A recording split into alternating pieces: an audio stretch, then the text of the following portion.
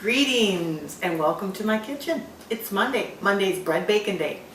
So that's what we're going to do. In honor of my German-Russian traditional roots, we're going to bake Aunt Katie's potato bread. The recipe was given to me by my Uncle Eddie, which would be my other side of the family, by my mom's cousin on her side of the family.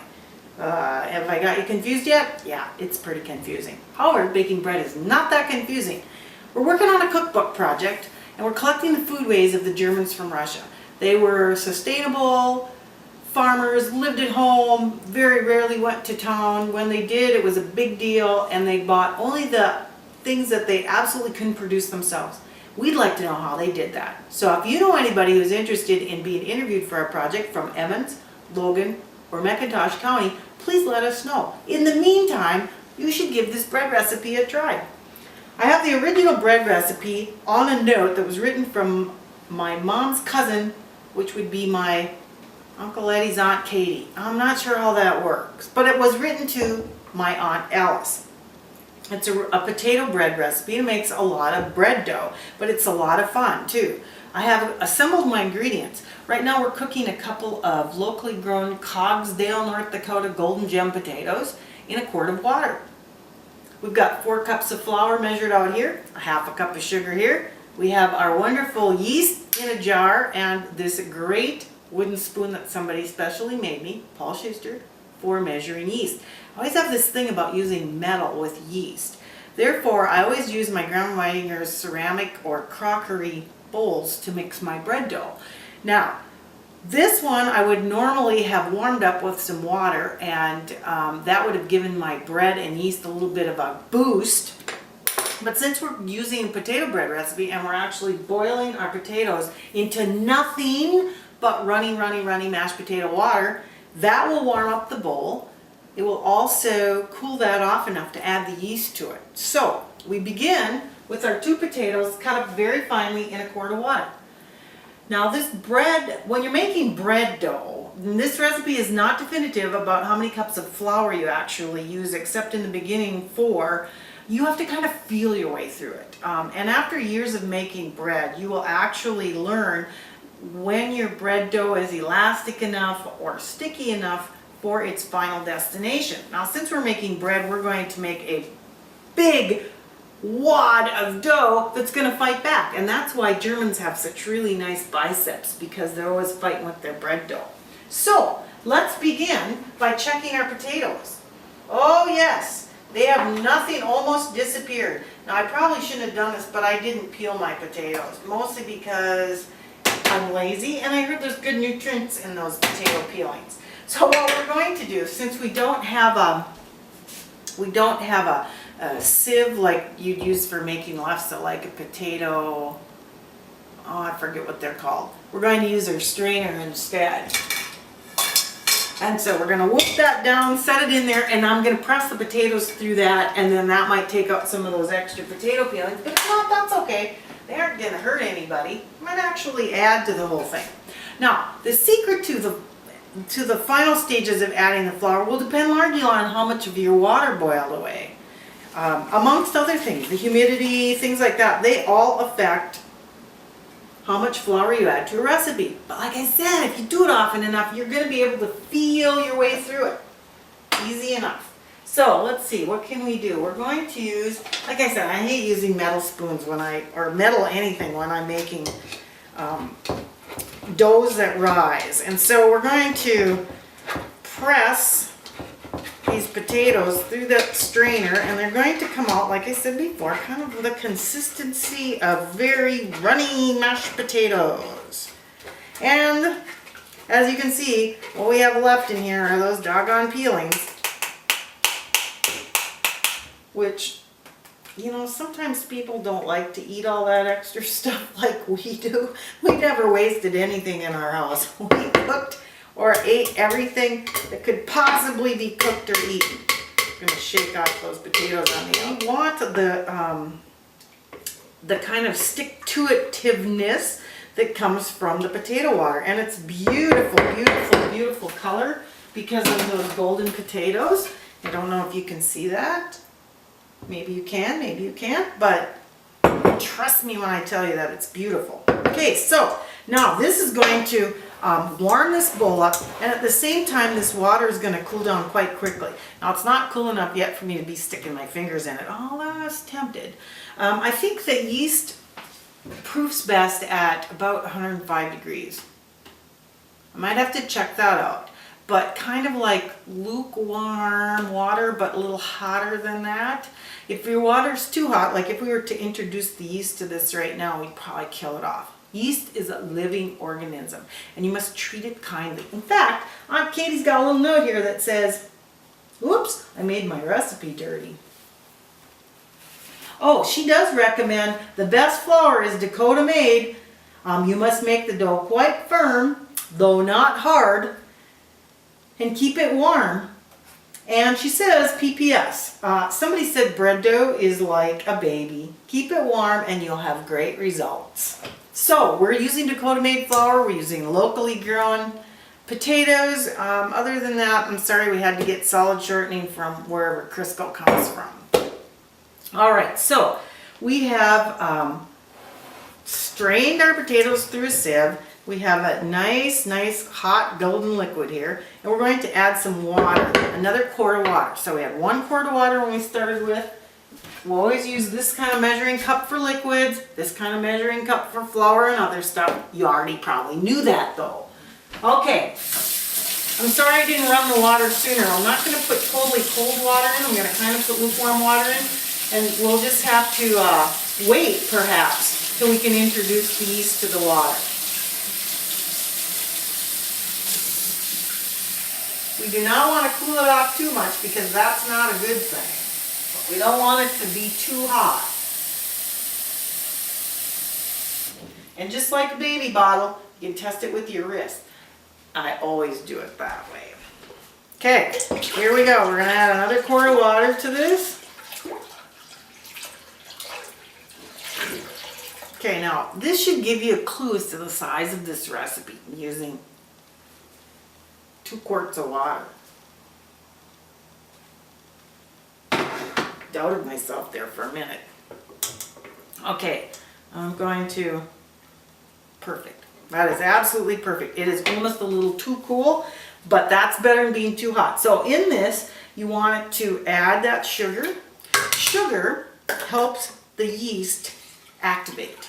So there's always at least a teaspoon or so of sugar in recipes. Now if you like a really sweet dough, you can add sugar now, or you can add cinnamon sugar on the inside when you roll it out later. I don't know, it depends. Okay, now it calls for cake of yeast because Aunt Katie used compressed yeast from the Linton Bakery. Since that's not open anymore, we're going to have to measure out 2 1/4 teaspoons of yeast. I like yeasty bread, so you get a little more in there. Not a problem. You don't want get too carried away or anything like that. We're going to let this, it's chilly in here today. We're going to let the dough rise slowly though, because it just makes for a better, more nutritious bread. If you raise it too fast, it kind of gets holy and then it falls apart. It's not dense enough to cut well. And this is make a big recipe. So if you want to plan on putting some aside for caramel rolls or monkey bread or something like that while you're doing this, now would be a good time to assemble those ingredients while this is rising, I mean. Okay, so I think we have to add, well, first of all, you want to make sure your yeast is all dissolved, which sometimes I take for granted that you know these things. But yeah, you keep stirring until the yeast is dissolved. Let's see, and then you want to,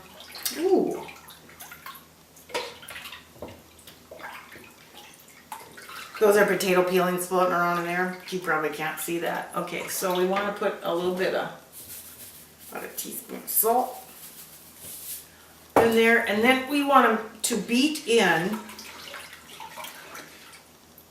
those first 4 cups of flour. And I know it seems silly to some people that you measure ingredients out ahead of time, put them in little containers and set them on your counter, but trust me when I tell you that it really keeps you from putting in a double dose of baking soda or forgetting the salt completely. It's a good habit to get into. I know that my grandparents and my mother probably just, they probably didn't use a recipe, which is one of the reasons why we're interviewing people, because we want to find out what they did exactly when they cooked and how they cooked things. And they never wrote them down. And I've started to keep a little notebook here in my kitchen. When I find a really great recipe, I write it down and I write notes about it, and I keep it in here instead of in another cookbook or a recipe drawer, because I'd never find it again. So these are my absolutely favorite recipes. Okie dokie. Now we want to beat this, and I have not gotten the right spoon here. I have these great spoons that holes in them like this.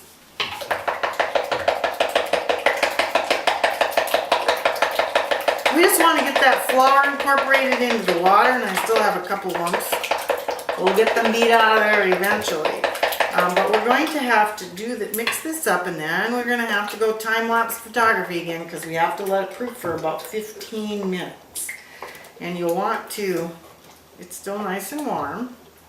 Probably cover it with a cloth in case you got any flying insects or cats in your house like I do. Okay. Could probably use a little bigger bowl.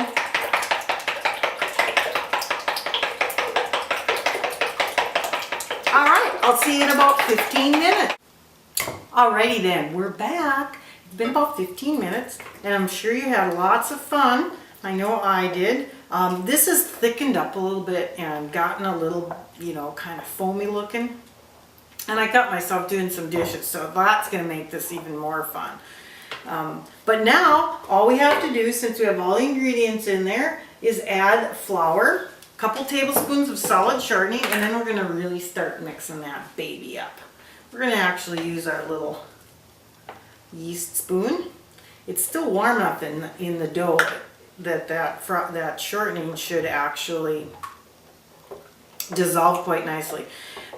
All bread dough recipes kind of have the same ingredients. Just a tiny little bit of oil, flour, water, salt, a little bit of sugar, yeast, and lots of salt. And that's what makes a good bread dough. Kneady. We're just gonna get that smushed up. It will definitely be incorporated into this entire batch of dough by the time we're through with it, as you will see in this next segment, which I'm gonna try a little special effects and speed it up like my son would do if he was doing this video. And it might look pretty crazy, but it'll sure be fun. We're going to remove what we don't need dishes wise. We're going to need that. We don't need the yeast. We're done with the potatoes. We're just going to move the whole canister over here. Remove the book and the salt. And away we go. All right. Just for your sake, we're going to measure this. But normally I would just start adding flour. So I'm going to add 2 cups. All right, I'm going to add 3 cups of flour. I know you're supposed to level that off, but you can do that if you want. I know that we have lots of liquid here, so we're going to mix in. Okay, so now we're up to 7 cups of flour. Okay, so now we got a little bit of a stiffer dough going here, kind of gloopy. So you can really start to blend it together. So we're just going to beat that up. Still nice and warm.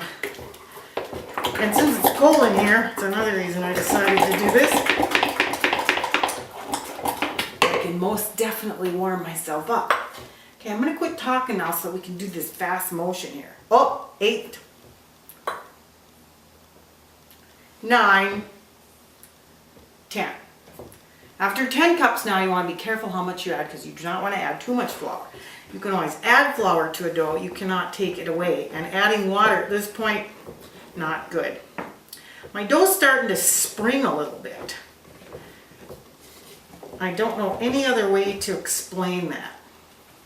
It's thicker, but it bounces back. And as long as I can still use the spoon, I will.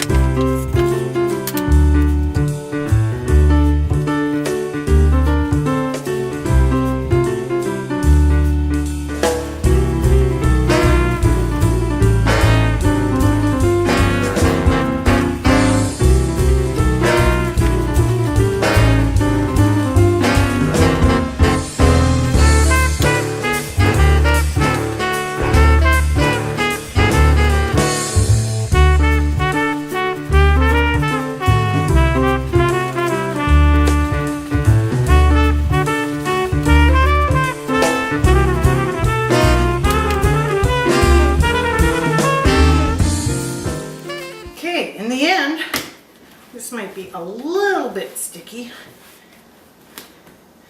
but it's holding together in a nice big wad.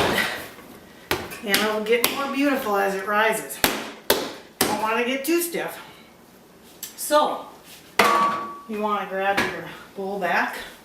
You want to, and this is important, baby your dough. You want to rub it up good. Yeah, it shouldn't quite be sticking to the counter anymore. Ugh. But it feels pretty good. It'll change consistency as it rises. So what did we end up with? About 12 or 14 cups of flour in there. Okay, we're gonna tuck that baby in. Oh yeah, that's a good consistency. That is a good and wonderful dough. Okay, we're gonna give it a little grease. Grease the bowl up a little bit.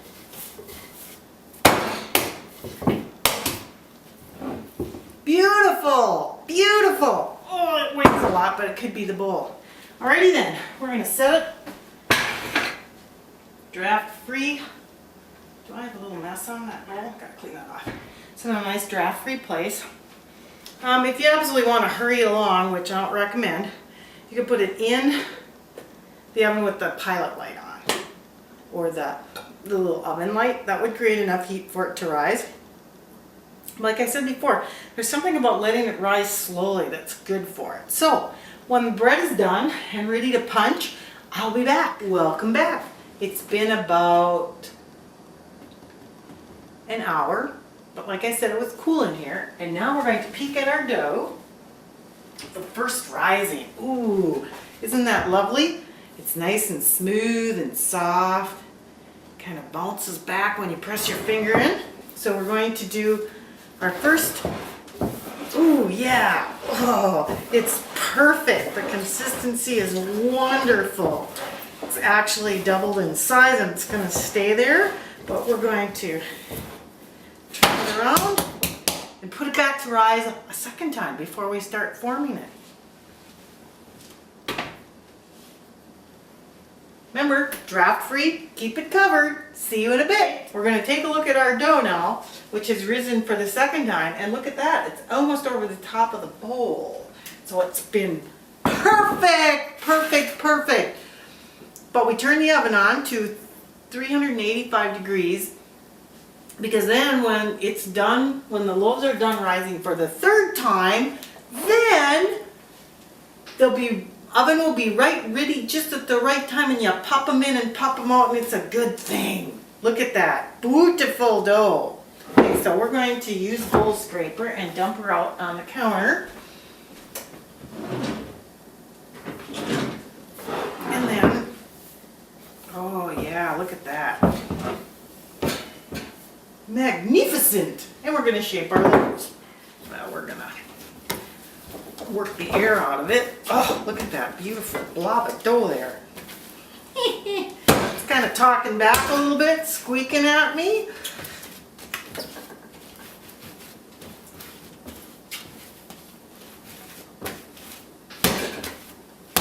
It's got lots of bumps. Nice. Okay, we're gonna cut off a little bundle here and make a tiny little loaf. If you've never formed one before, you want to tuck the ends under, kind of roll it around in your hands. You want all those air bubbles to squeak out of there, or else you get bubbles in your bread.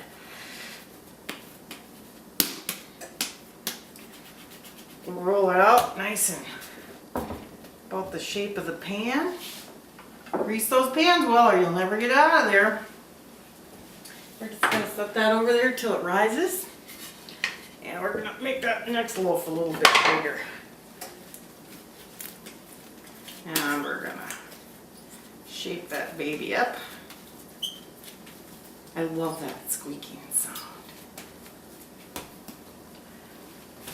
And tuck the ends under. Give it a little, kind of even out a little bit. You'll learn how to shape your loaves just the way you like them. Sometimes you can freeform them, just put them on a cookie sheet. I love these little pans, which I'm careful how I wash because, you know, the more seasoned they are, the better your bread is. Okay, let's make another loaf. We're gonna whoop off a piece right there. Tuck it under.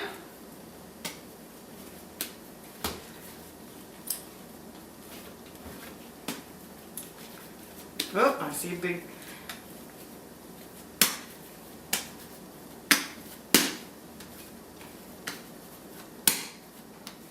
little bit sticky dough. Oh, got a couple air bubbles there. Squish them out. You can brush the tops with butter, whatever you want to do to fancy them up. See you in 30 minutes. And yay, here we are, another 30 minutes later. And our reward is, da-da-da-da! Beautiful bread. Leave that in the oven to brown a little bit longer. If you greased your pans correctly, just drop right out like that. Ooh, look at that, nice and brown on the bottom. Ooh, look at that one, nice and brown on the bottom. Let them cool overnight. Wrap them up, give them away, eat them. Have fun. See you next time.